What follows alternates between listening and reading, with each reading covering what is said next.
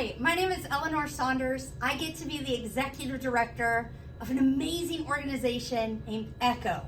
It stands for Emergency Care Help Organization. It's been around since 1987. Today I'm coming to you from our outreach center here in Brandon, Florida. So what is our mission? Our mission is to make it hard to be hungry or homeless in Hillsborough County. Now, how do we fulfill that? We do that by outreach centers. The one I have you in right now is in Brandon. I'm going to take you over to our Riverview one in just a few minutes. But our vision is to have 2 more. So we want to scale up to 4 outreach centers. Our outreach centers are like no other outreach center you've ever seen. And I'm serious. When you come in and you need help, you are warmly received. It is a warm, welcoming environment.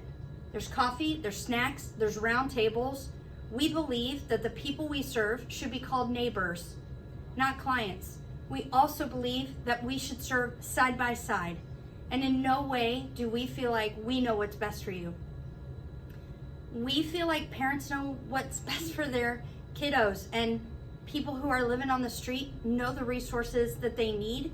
We are simply here to open up avenues of access and opportunity for our neighbors in need. So I want to take you just very briefly around our outreach center here in Brandon so that then I can cast a vision for you in Riverview.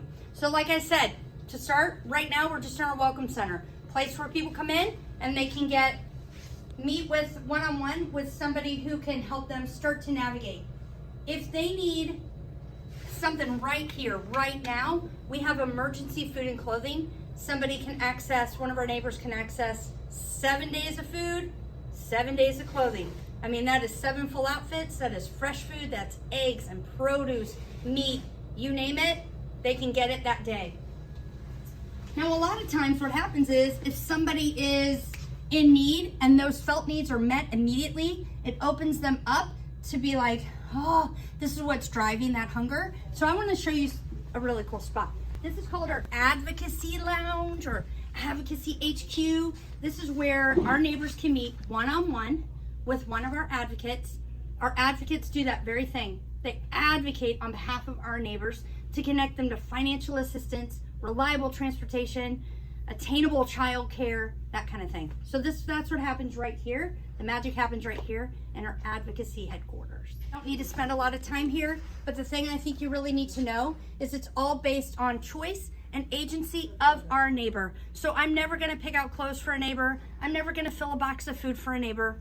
They are gonna shop for their families. They're gonna make those choices for themselves. So welcome to our Opportunity Center. So you might be asking, who are all these neighbors? Well, last year it was over 16,500.